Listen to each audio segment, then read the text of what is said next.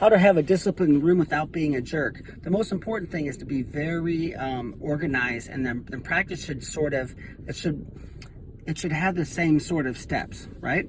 So I learned years ago as a teacher, if you're out in the hallway, the tardy bell rings, right? Kids are inside, they're throwing paper around, they're not in their seats, and then you're outside, and then the bell officially rings, and she stays outside for 2 more minutes and talks to her friend.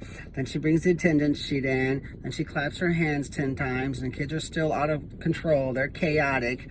And then she's trying to take a roll while they're still halfway doing what they're supposed to do. She's basically blown the first 15 minutes of practice, and she's stressed out. And as a coach, if you don't have a system in place to get the kids started right away, you are going to have a chaotic mess. So I like to have, as a teacher, I had something on the board. The kids started class as soon as they walked in, and they got 6 or 8 minutes. Maybe it's something easy. Answer 3 questions from chapter 22, section 8. Turn it in, and you can, if you complete 90% of these, you can replace one of your test grades with these easy. They were called bell ringers, right? That's what we learned to do. And that way, the kids start the class, and when the teacher walks in after the tardy bell rings, the class is dead quiet. She takes roll, and after she puts the roll sheet up, she gives them another minute or 2, and then she starts class. And things are going great. And then if they're done, then the kids get some 5 or 10 minutes at the end of class to kind of chill and hang out. So as a coach, that's what you want. You want to make sure that when you walk in, the kids, when the kids walk in, they're supposed to sit quietly and stretch or whatever. They do that on their own. And when the practice officially starts, the mat should already be mopped, right? You need to have a system in place for getting the mats mopped.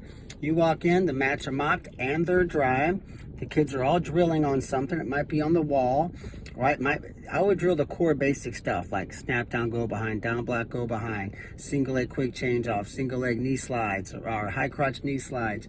Maybe you're rolling till, Eastern roll, what we call the 7 deadly moves. You might want to drill the 7 deadly moves at the first 10 minutes of every practice.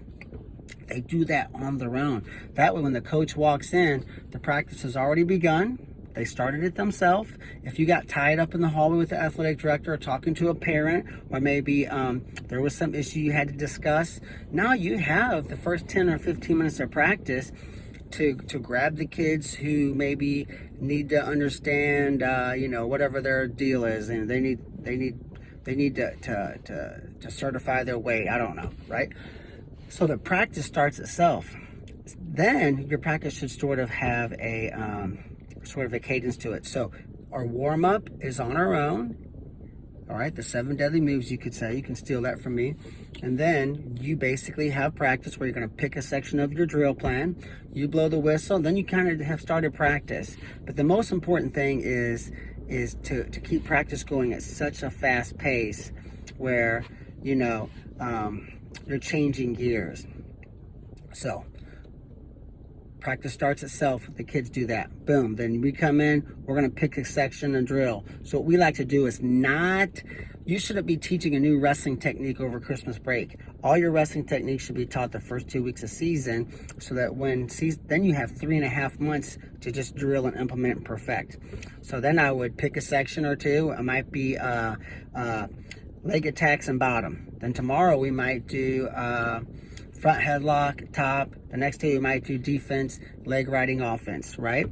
And so you're just basically revolving through your sections. And you say, well, shouldn't we drill leg riding every day? We don't have time, right? In baseball, you catch a ball, you throw it, and you hit it. There's 3 moves in baseball. Wrestling has hundreds of moves. You want to boil that down to your core, but your 7 deadly moves or your deadly dozen techniques. The best leg riding technique, the best stand-up that you like to use, the best 2 ways to score from a front headlock that you do as a team. That can be on the on your bell ringer or your beginning of practice. So now they're drilling the best of each section on their own, right, at the beginning of practice as our warm-up, and then you pick a section, right, or maybe 2 sections if you can. And then after the kids do that, then you go maybe your live wrestling conditioning or your live wrestling weight room, get out of there. The only thing I would add is maybe after the the deadly dozen or the 7 deadly moves, that might be where you pick up some of the pieces and say, okay guys, before we get into our core drills, we have a team that likes to use Russian 2-on-1s a lot. Here's 3 counters. We're going to drill the hell out of these for 20 minutes. Then we're going to get into a normal practice. So some of these things that are not on your core drill plan, right? That's when you can kind of pick up those pieces too. But I think if you do that, you'll find that practice is smooth and efficient, and you don't have any discipline issues to deal with, and you can be a cool coach and don't have to be a jerk. Good luck.